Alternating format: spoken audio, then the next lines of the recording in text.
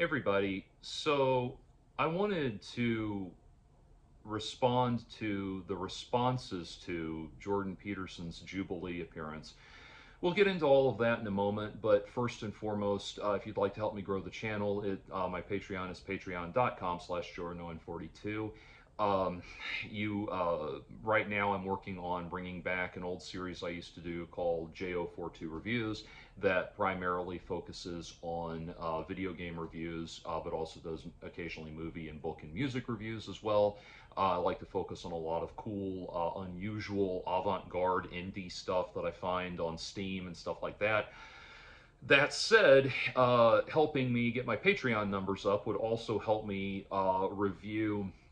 have the budget to review big AAA titles as soon as they come out, rather than 6 months to a year later when they go on sale and that kind of thing. So if I want to pay those big like $60 day of release rates and that kind of prices, I need to bring the numbers up.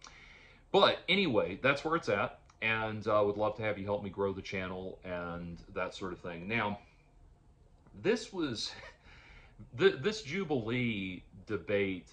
If you're not familiar with Jubilee, they have a few different debate formats that they do, and what seems to be the most popular one is where they'll take one person who has they'll take one person who has a specific stance or a specific position and put 20 people in chairs around them, so that create kind of the vicious circle effect, as it's called.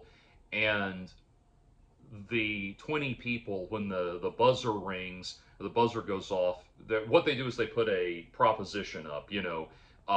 This person said, the person in the center says, I believe X proposition to be true, and anyone who wants to respond to that races towards the opposite chair, and whoever gets there first gets to sit down and debate with the person until either time runs out or they're voted out by the majority of people raising red flags.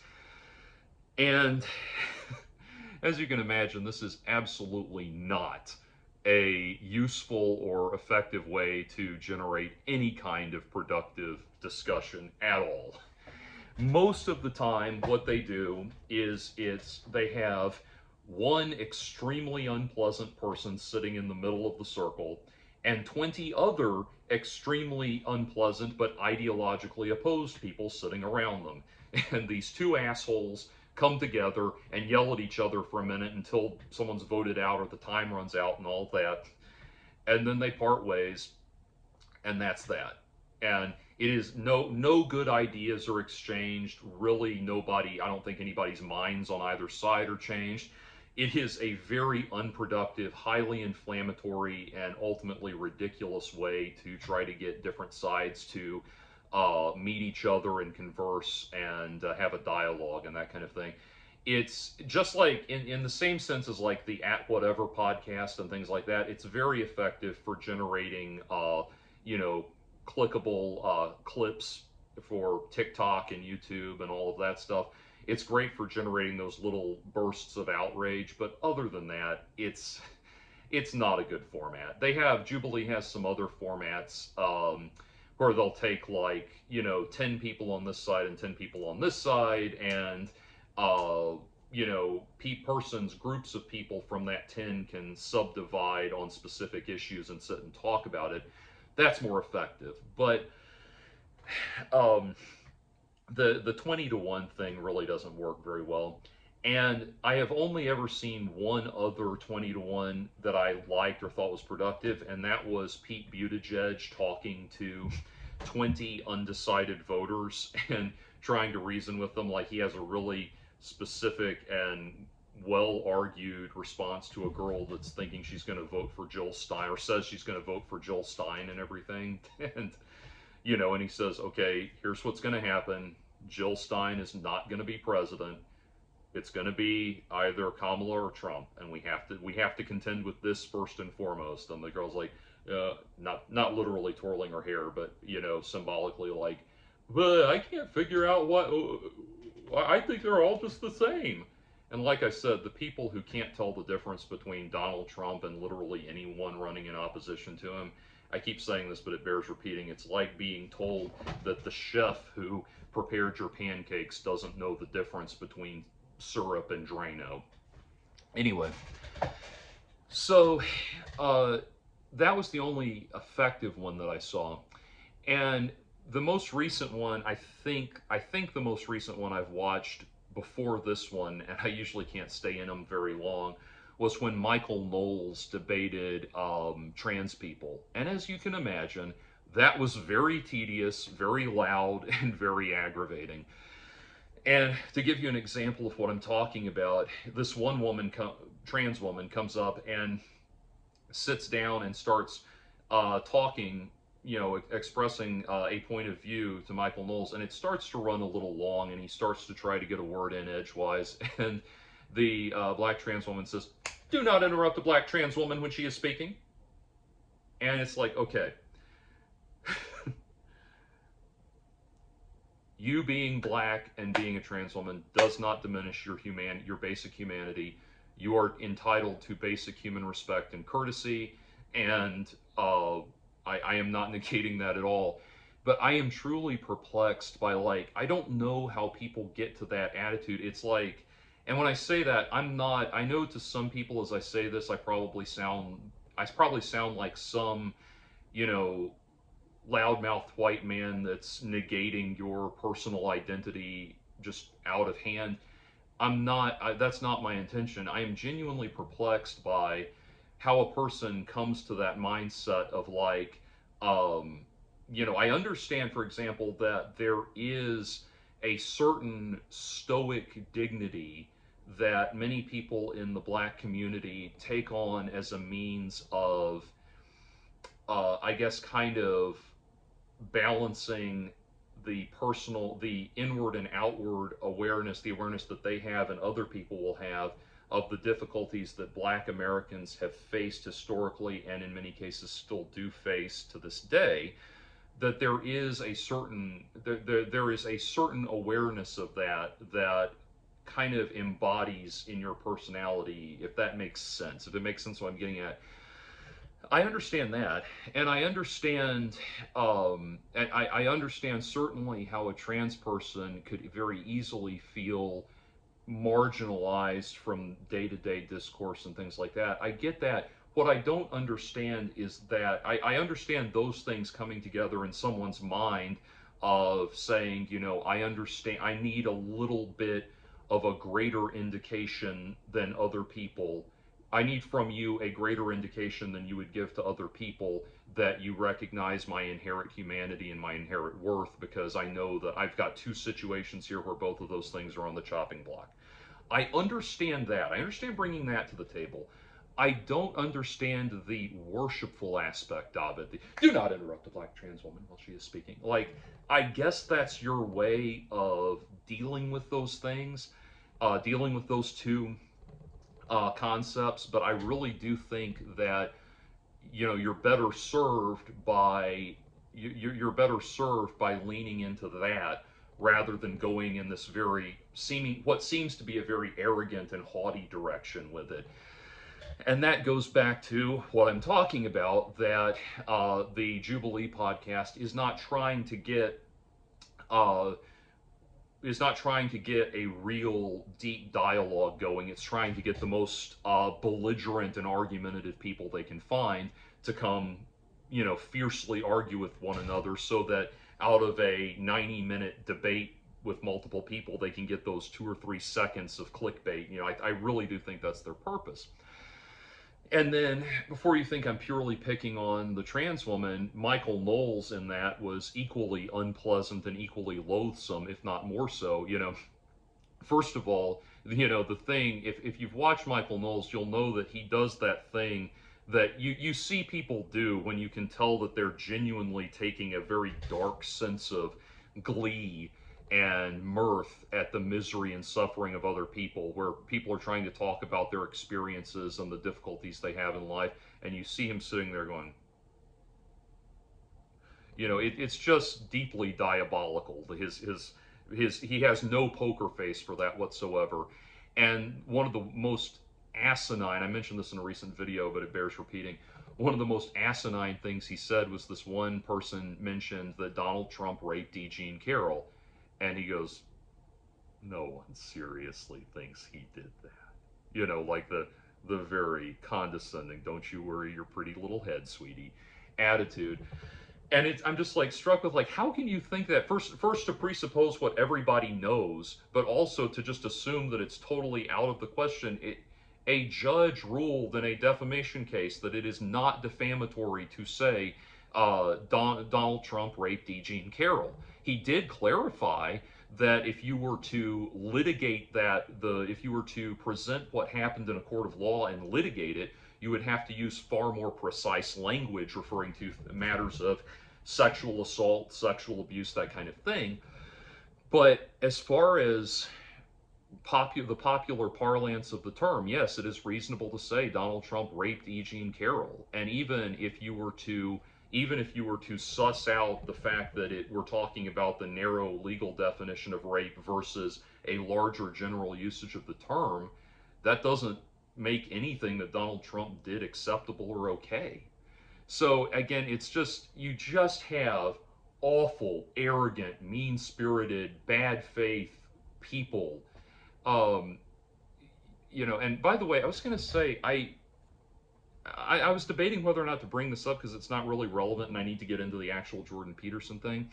But it reminded me, the black trans woman thing reminded me of something I saw a few years ago. I was able to find a picture of it. I was driving through Atlanta, down here where I live. I was driving through Atlanta a few years ago, and I drove past this billboard that I actually had to like stop, and I stopped and circled back and looked at it to make sure I saw what I saw. But it was this billboard. I found a picture of it. It said, "Give your tithes to black trans women. They are sacred." Again, okay, I found out the organization that does this is called SaveArtSpace.org, and apparently what they do is they buy advertising space or rent advertising space that can be used for public art installations. So it's a cool idea. But again, it's one of those things where it's like the message is perplexing to me, because there is, if you were to say fundamentally, okay, put it this way, human life is sacred. I agree that human life is sacred. I agree that the life of a black trans woman is equally as sacred as anybody else's life. And I'm not just saying that for argument's sake. I really do believe that. We are all children of God, and we are here, we are here, you know, by doing right by one another. We do right by God, is how we do right by God. Because we are all, we are in God's image. We are all in the way we are designed. We are designed to reflect God's image to one another. So that's integral to what I believe.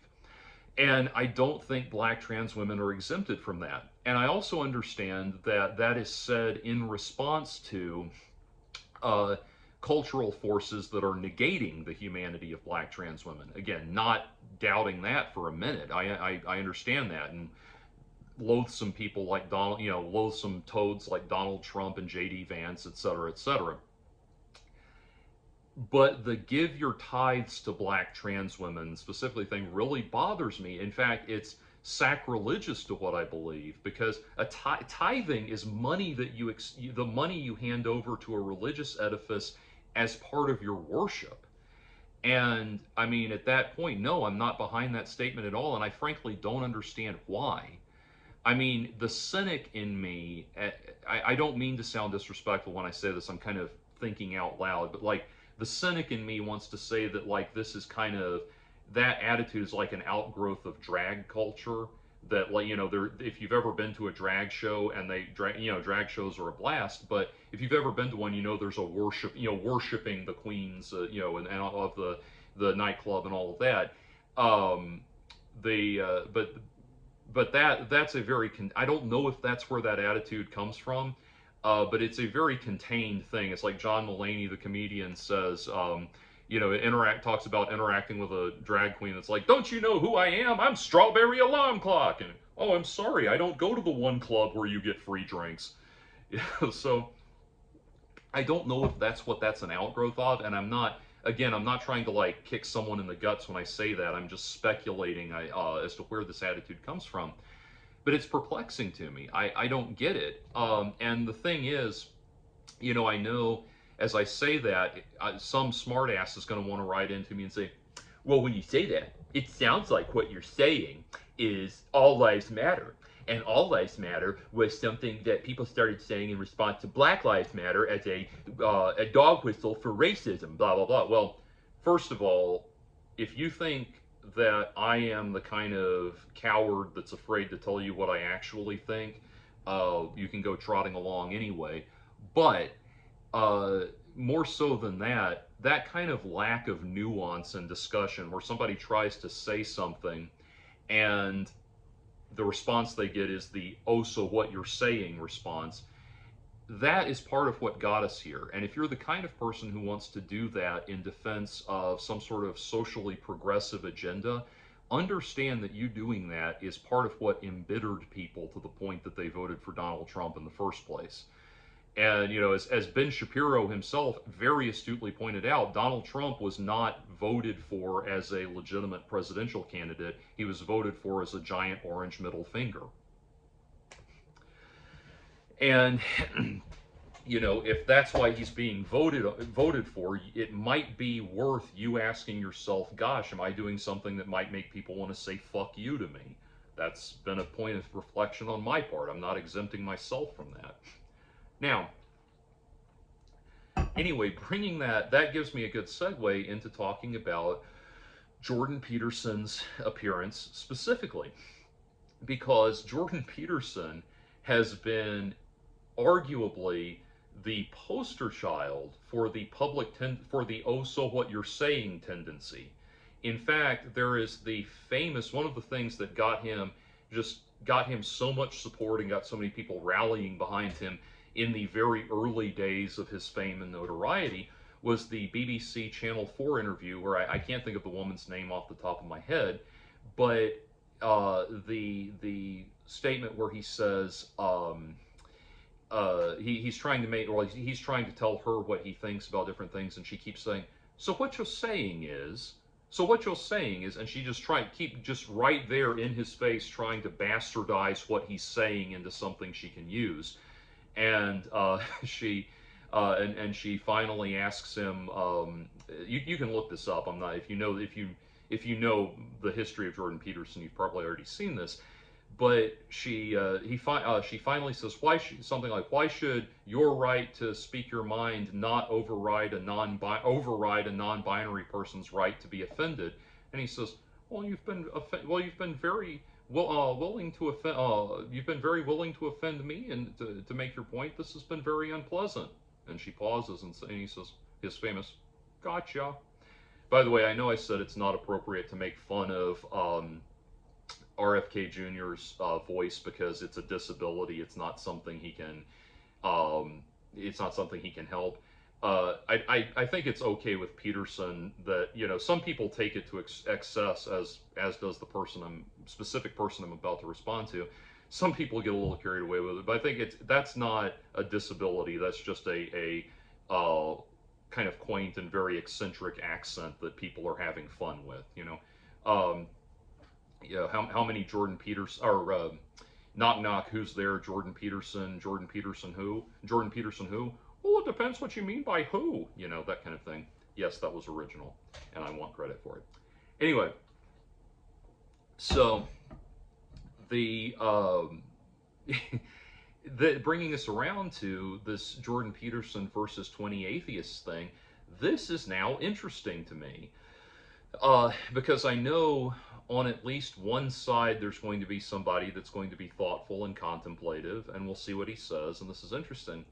And what has been so bizarre to me is the number of people who have posted videos, these reaction videos that are like, Jordan Peterson gets schooled, Jordan Peterson gets destroyed, Sunday, watch Jordan Peterson be destroyed in the Silverdome, all of like things that sound like they're advertising a monster truck rally rather than responding to this discussion. And it occurred to me, first and foremost, as I watched it, I haven't quite finished watching it. I think I've got like 10 minutes left to go in the thing.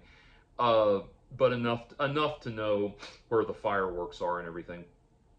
Um, as I watched it, I thought it was just one of the more interesting. Like I said, it's one of only two Jubilee 20-1 segments that I've actually been able to watch all the way through and enjoyed watching all the way through. And and I thought it was an interesting exchange of ideas, but I thought Jordan Peterson held himself very well and carried himself well and held his own. I didn't always agree with what he said. I think some people, there were in fact occasionally times where people brought, even if their arguments I, as a Christian, did not agree with, they were arguments that were coherent and useful and prompts for good discussion and that kind of thing. But it was very interesting to me because time and again I've heard Jordan Peterson discuss Christianity and religion with people who fall into the new atheist movement, broadly speaking, into the new atheist movement. Certainly figureheads like Richard Dawkins and Matt Dillahunty and all of that, but then also just random people like this. And it seems like they're having two very different discussions. Jordan Peterson had said something that I think was very insightful about the new atheist versus, all of this. The new atheist thing emerged as a kind of equal and opposite reaction to the um, creation science movement. And it's kind of it's interesting because that discussion leaves very little room for nuance. It's one side is God invented the earth and the universe by going ba-da, ba-da, ba-da, ba-da, and the other side is like, either you think either you accept that the Big Bang is what started it all, or and there's no room for poetry, metaphor, analysis, philosophy. It's these two sides going at each other in a very visceral way that is not about exchanging good information. It's just about demoralizing either side. And at the heart of that is the fact that young Earth creationists were actively campaigning to have creationism taught in schools as a backdoor into getting around that whole pesky prayer in school thing and being able to reindoctrinate kids into Christianity. And so that that is it is a very old argument, obviously one that I took part in as an atheist. It's not one I feel a need to take part in as a spiritualist, simply because being comfortable in my spirituality makes my understanding of design, so to speak, comfortable and copacetic with evolution and natural selection and all of these ideas. I think it's reasonable to say that evolution is the answer to how and not why. I'm not, I grew up in the Episcopal Church, and I went up to the priest one day as a teenager, and half jokingly and half to see what he would, to try a gotcha thing, I said, "Did Adam and Eve have navels?" And he said, "There was no Adam and Eve." Like, very directly and very sincerely.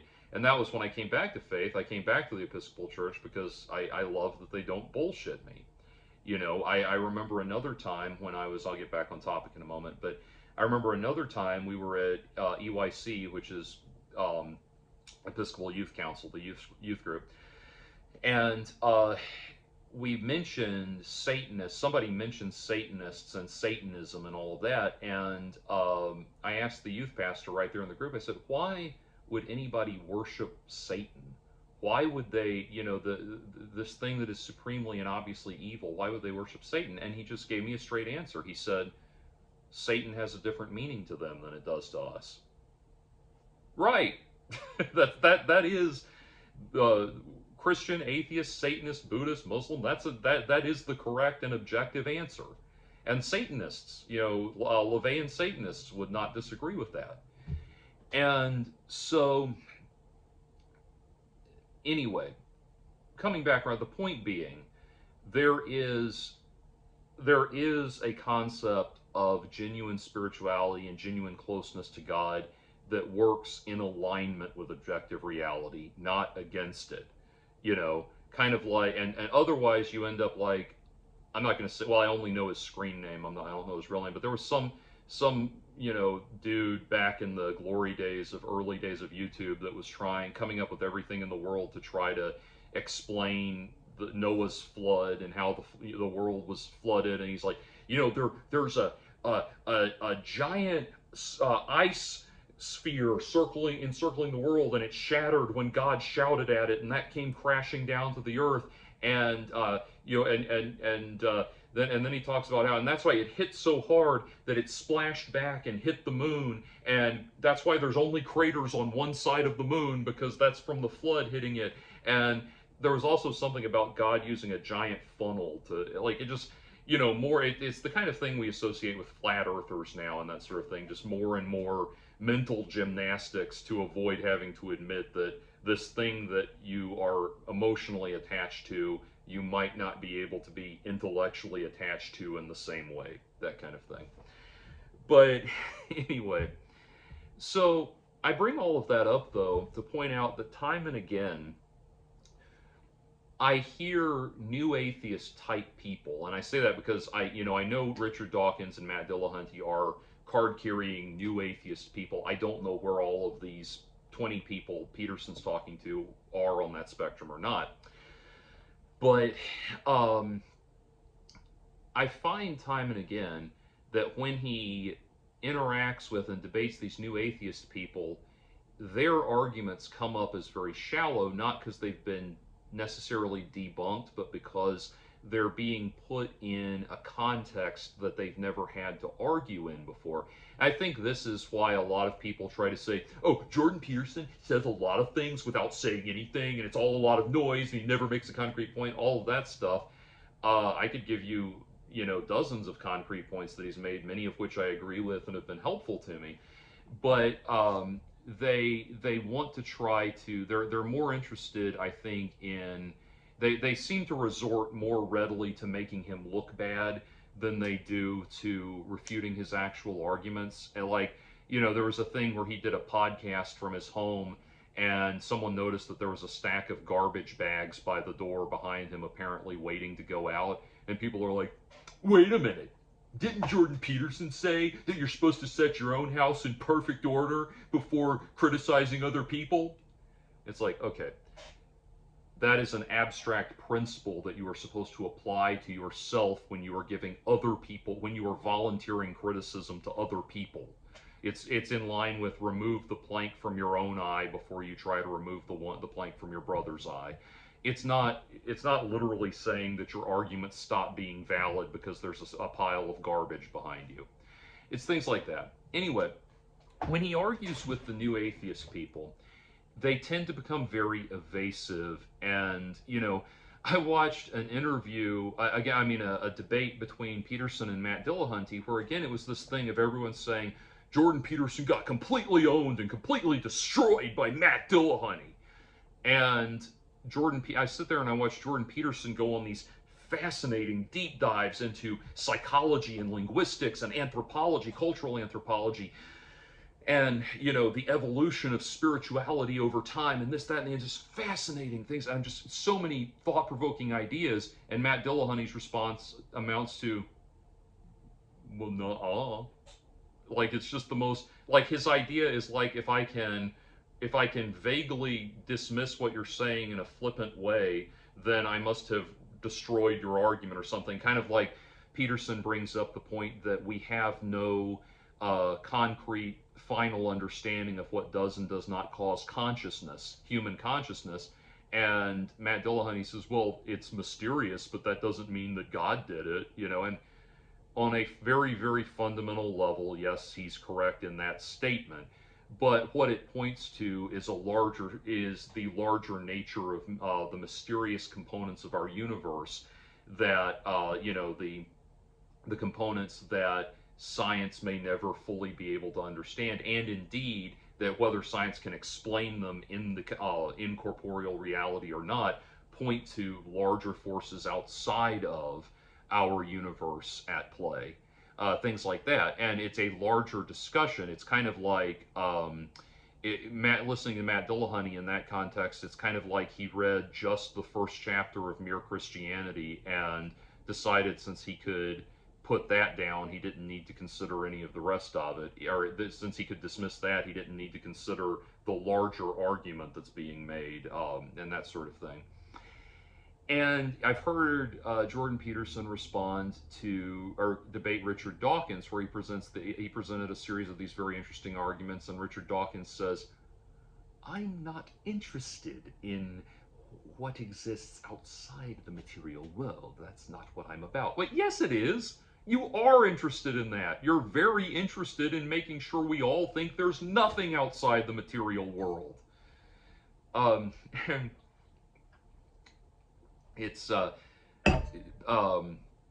Dawkins has actually said some interesting things that actually I don't think he realizes what he's saying, but there are little slips that sound like where he's being forced to admit that in order for his argument to be coherent, there have to be forces outside of the finality of the material world to make it all work. And so he keeps getting backed into corners and then, stumbling out of it. And sadly, it's because we decided, 20 some odd years ago, when the new atheist versus creationist thing was really going strong, for some reason we decided that the choice had to be between religious fanaticism and technocratic absolutism with no intermingling of these things. No concept that there could be beauty in the intermingling of the science and the spiritual. There could be higher truth in the intermingling of the science and the spiritual, that sort of thing. But anyway, so bringing all of that back around to this current thing, I say all of that because as I'm listening to these people saying that Jordan Peterson got himself owned and got destroyed by debate bros and everything, I'm so tired of every man that does something becoming a bro in association with whatever he did. I guess I'm a guitar bro. But anyway, in fact, yes. No, because I think the bro, I want to get into that more. Anyway, so as we talk about that, though, as I listen to these people, I watched one in particular, and I'll link you to what I'm referring to. Is one of these response videos I watched was from Kyle Kulinski on the Secular Talk podcast, and Kyle Kulinski has, it's so, as somebody who tries to listen to what people have to say and take what he agrees, separate the gold from the lead in terms of what he agrees and doesn't agree with. Kyle Kulinski has been an excellent hatchet man in just an excellent hatchet man in response to Donald Trump and the insanity of MAGA. But he just like in the same light when he, like Stephen Shives, gets back on this high horse, he really starts to look like an ass, and it's not helping him or the argument he wants to make at all. But anyway, he like a lot of people seems to be listening to what was said from this new atheist perspective. And I'll give you an example of what he talked about. One of the clips that people have been focusing on is a clip in the Bible where this atheist, a segment of, try to get my terminology right, a segment of the Bible is brought up by this atheist who says, well, this is God telling the Israelites to carry out a genocide.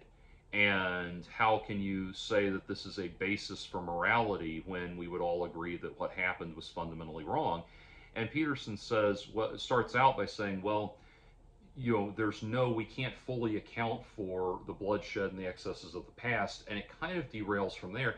And Kyle Kulinski goes into this very aggressive thing of look, why can't you say it? Why can't you say genocide is bad? Huh? Why can't you say that? Why can you, as a Christian, not say genocide is bad? Blah, blah, blah. Wait a minute. And this is what I'm talking about. That it's more about the debate style that I hear from new atheists becomes more about putting people on edge and putting them on defense rather than something that could be a genuine good faith exploration of the idea. I can respond to that very briefly and very directly. First, to say that I do have my interpretation of the Bible. It is an interpretation that is in line, and I'll speak specifically. Don't interrupt me. I'll speak specifically to that argument in a moment. But I have my interpretation of the Bible. It is predicated on an existing body of thought, the Anglican Episcopal interpretation of the Bible. But I have my interpretation of it, and we ultimately are left with the fact that all perspectives on the Bible are interpretations. There are some things within the Bible that point towards a sense of moral finality, and some things that are more open to interpretation. But by and large, we are interpreting and learning to read the Bible.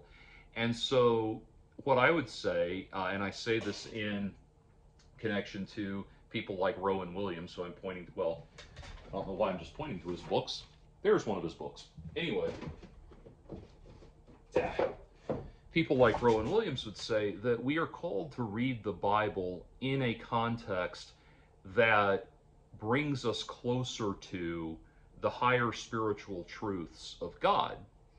And knowing that sets in motion a very important way in which we are to interpret the Bible. So what happens then, and again I'm about to explain that, what happens then is when I hear from a new atheist like the one that's arguing with Peterson, what he's trying to say, he's beginning from an implied premise that there are so many Christians who will say, well, the Bible is the inerrant Word of God. And that, the Bible's the inerrant Word of God, and therefore, if that's true, then you have to accept that the whole thing is a unified, a wholly and completely unified and internally consistent basis for a system of morality, and that system of morality is reflected entirely throughout the Bible. And therefore, if it becomes internally contradictory, it is therefore hypocritical for you as the Christian to maintain that it's acceptable for a basis of morality. And that goes back to that thing, what Peterson pointed out, that ultimately the young earth creationists and the new atheists interpret the Bible in the same way. And that's the problem. See, the thing is, that person, that angry new atheist person that's telling me that I have to interpret the Bible this way because it's the inerrant Word of God, and therefore this, and this, is ultimately just as alienating and belligerent and toxic as the Christian who's saying that. So when we say the Bible is the inerrant Word of God, well, no, what I would tell you is I read the Bible as an ongoing and evolving compendium of history of how people have learned to understand the inerrant Word of God. It is a document of people socially, philosophically, psychologically, and spiritually evolving. And those people interpreting God telling them to go carry out a genocide was sincerely, genuinely, and sincerely how they interpreted the Bible, how they interpreted the Word of God at the time. And we need to give perspective and weight and understanding to the importance of knowing that was how people interpreted the Bible at the time. But Christ, the apostles, and the Apostle Paul and the prophets of the New Testament lay out a very important distinction, that we learn God's will and God's plan and goals for our lives through direct prayer and devotion and reflection, rather than through edicts that are handed down to society at large. That is the mindset by which you get people thinking in terms of genocides. And so to understand, we need to read that in a historical context to understand why the new covenant, as it's called, the new way of doing things with Jesus in the name of Jesus Christ, was so important. It's and that's the turnaround question. Whenever people come to me and say, well, the Bible has inspired all of these wars and genocides. What I respond with is, well, the Bible has also convinced me that war and genocide is morally wrong. So, am I an idiot? Am I lying? Do you think I'm an idiot? Do you think I'm lying to you? Do you think I'm crazy? And you might say yes to all those things, but I know in my heart that that my answer, my sincere answer to all of those things is no. So I have to come to the conclusion that this was something I arrived at sincerely and can carry the weight of that sincerity forward as a premise for how I live my life. Okay, so that's responding, and I could go on and on about that particular topic. But see, the thing is, none of that, you would have already heard the buzzer on Jubilee by the time I got to like my preliminary arguments about that. So it's, what you have is what they're calling these debate bros kind of gaming the system and taking advantage of the fact that that Jubilee is not structured towards, the Jubilee 20-1 is not really structured towards effective debate. It's structured towards making people look bad or making people look weak, or basically a glorified game of made you blink, that kind of thing. And so that brings me to what I think is the most important component of all of this, which is this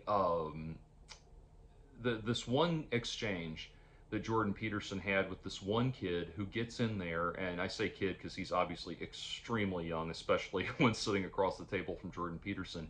But he sits down, and you probably already know who I'm talking about, the kind of Timothy Chalamet looking guy who sits down, and he comes in, and you can just tell from the minute he sits down, he's got something ready to go. Something, he has been bracing for this. And he starts pushing Jordan Peterson immediately on the idea of him being a Christian.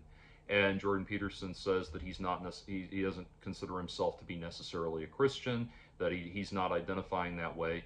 And the kid immediately jumps on something. He jumps on this, well, I was told that I was going to be debating a Christian, ha ha ha. And he starts attacking him that way. And Jordan Peterson says, you're really something, aren't you?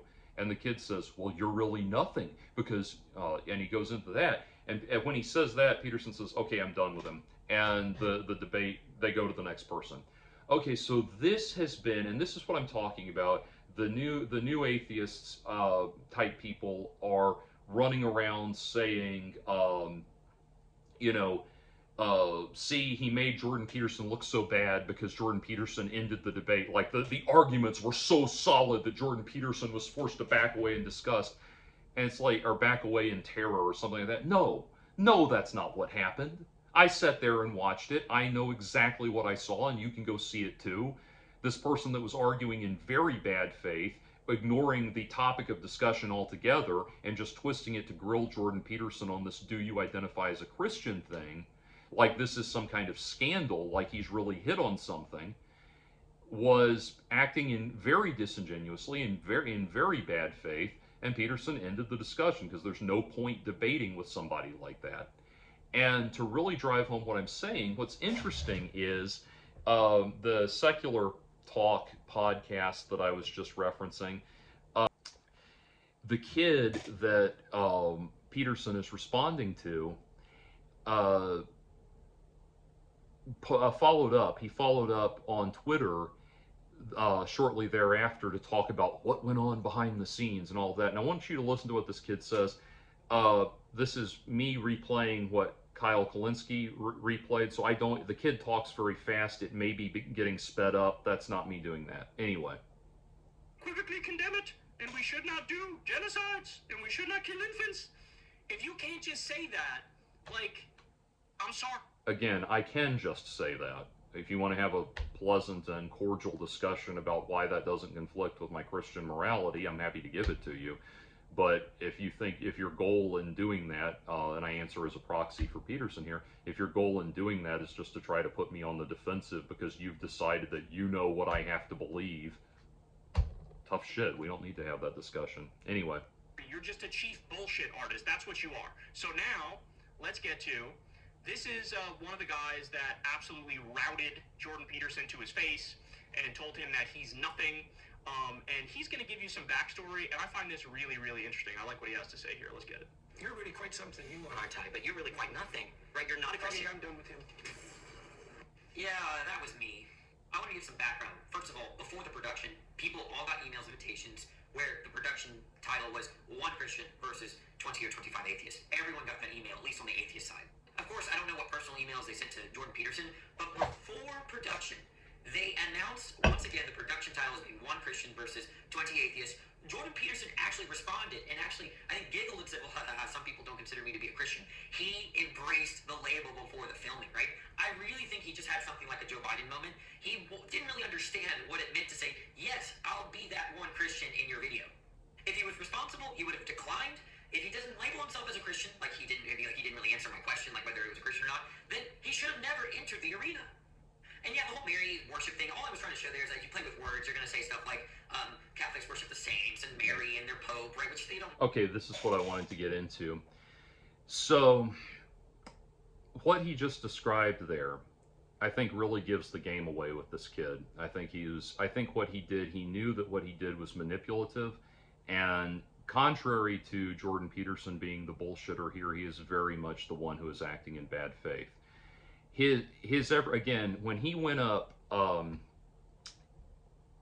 he immediately started spinning things towards grilling Jordan Peterson on whether or not he identifies as a Christian. And he admits that he had foreknowledge of this, about the email exchange, and that Jordan Peterson said in the email exchange that he doesn't necessarily identify as a Christian, or that at least people don't necessarily see him that way.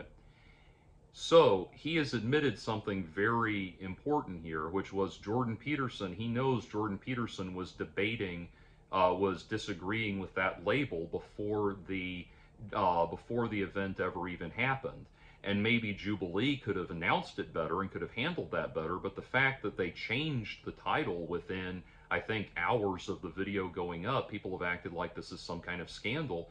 No, I think it's very reasonable to say, well, it's not reasonable to call this a debate with a Christian, maybe somebody that's advocating Christian, concepts. It's more precise to just say this is a 20 atheists arguing with Jordan Peterson. That is accurate. Now, the thing is, though, this kid knew that there was this disconnect between the title of the proposed title and where Jordan Peterson actually stands. He is admitting that here. And he went into it thinking, oh, I'm going to puff out my chest and expose this great hypocrisy and apparently make Jordan Peterson look bad. And I want you to think about, I want this kid, like he would ever listen to me, but I want this kid to think about something in the event that he ever did. He was just as disingenuous with Jordan Peterson as Jordan Peterson was.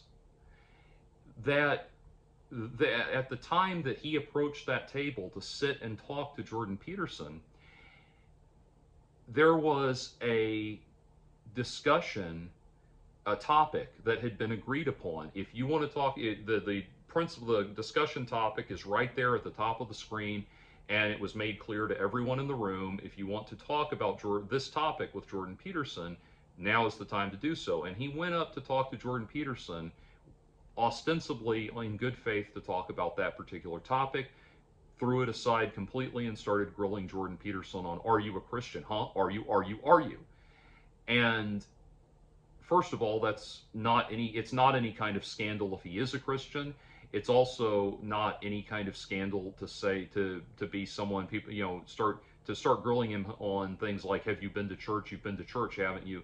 Yeah, you can be going to church and not be a confirmed Christian. You can be just curious. You can be Christ curious, if you will. And if you don't understand the metaphor I'm drawing there, I promise you this little dick has no difficulty understanding the idea of, say, for example, someone hanging out at a gay bar while they try to figure out what their sexuality is. Anyway, so that's my ultimate analysis of and reaction to Jordan Peterson's appearance on the podcast, on the Jubilee podcast. I think I do have to agree, albeit begrudgingly, with the people who say that Jordan Peterson's time in the spotlight is waning, that he's been kind of on the back end for now. He's done a lot of stuff through the years that I like. I did enjoy reading 12 Rules for Life. Was not quite as crazy about the follow up. I'm curious to read We Who Wrestle with God. I think that might be an interesting read at some point, but I'm not rushing out for it. But he's given me so much tremendous food for thought through the years, and that's what's so interesting to me is like at a base level, the new atheists have given me the interacting with the new atheist movement and trying to be a part of that gave me a lot of smugness, a lot of mean spiritedness, a lot of know it all, bravado and everything, and nothing that really enriched me or deepened me as a person, philosophically or intellectually or anything like that. It seems like the new atheist movement kind of just grinds to a halt at, well, the goal in life is to be happy and try to find something that makes you happy till you die because this is all you got, and that's about it. And if that works for you, I mean, I'm not going to try to stop you, but if you have a sense of yearning for more than just that, they don't have very much to tell you. And versus someone like Jordan Peterson gives me tremendous food for thought, and even if I don't agree with him, still puts me on a path towards thinking about new ideas and analyzing and thinking in a better way. And one of the things I will say, one of the things that brought me back to faith almost 10 years ago now was his Bible lectures. Like I watched just because he was the emergent public intellectual of the moment. At the time, I watched the Maps of Meaning lectures and found them fascinating. And so I watched the Bible lectures, the Old Testament Bible lectures, and gave me a tremendous amount of open-mindedness because at the time I was an atheist, albeit an atheist that knew he was searching for something. And it gave me a lot of open-mindedness about the Bible and the value that it had that I had not considered before because I had taken the new atheist, the new atheist attitude of like, oh, that's all just like a bunch of warped pseudo-morality for the weak-minded people that are not as strong as we are. Nah. And as I was saying that, as I was hearing new atheists say things like that, I was in the back of my mind suppressing the thought of like, yeah, but I know a lot of really deep, interesting people that buy into Christianity, and I guess I better not think about that too much because if I do, I might start wondering if there's something in it, and we can't have that. And it comes back to what C.S. Lewis said about a young man wishing to remain a sound atheist can never be too careful of his reading. There comes a point where it's like, if you have to start actively shutting things out, and some atheists might deny that, but that was definitely the experience for me. And I think, while I don't agree with him on everything, I think Lee Strobel said one thing that was very apropos, which was, if you want to believe in God and Jesus Christ, there is enough evidence to convince you. If you don't want to believe, there will never be enough evidence. And that is a modern day articulation of something that Kierkegaard said, many, however many years ago. I'm blanking on where Kierkegaard falls in the timeline of human endeavor. I'm sorry, but anyway. A long time ago, Kierkegaard talked about how the leap of faith is fundamental to faith. Fundamentally you will never get enough. You will never get enough hard evidence that will supersede the need for faith, and a leap of faith will be necessary. But also, coming to understand the need for a leap of faith becomes the basis for faith because you start to realize that if you could prove all of it, there would be no need for faith. So that's how it starts to evolve, and and after a certain point, the sneering mockery of the like, yeah, so what you're saying is that you believe there's things you don't know that can't be proven, and that some of I shouldn't. I'm only fanning the flames by doing my arrogant moron voice, but you can, I think, understand how cathartic it is to do that, and that arrogant moron voice has articulated perspectives on both sides of the political divide through the years. But what I'm saying is, it ultimately starts to not feel very like very much matters to it. You really do start to sound like, I think the new atheist attitude just starts to feel like a megalomaniacal version of the first kid in school to find out there is no Santa Claus, and he thinks he's like really hooked on to everything now because he's really plugged in now because he's figured that out. And the new atheist thing is very much the same day. It's like, oh, you mean there's scientific knowledge that contradicts the idea that the earth was made in 6 24-hour days? Okay, congratulations. There are sects of Christianity that made peace with that a long time ago. Anyway, so that's my thoughts on that, and I don't think this guy that this particular guy, I don't think owned Jordan Peterson at all. He just came up with a way that he knew he could try to exploit, try to make Peterson look bad in some way or grill him on something. And I think within the context of what happened, his behavior was equally disingenuous, if not more disingenuous, than showing up to a Christian versus atheist debate without yourself being a confirmed Christian. So there we go.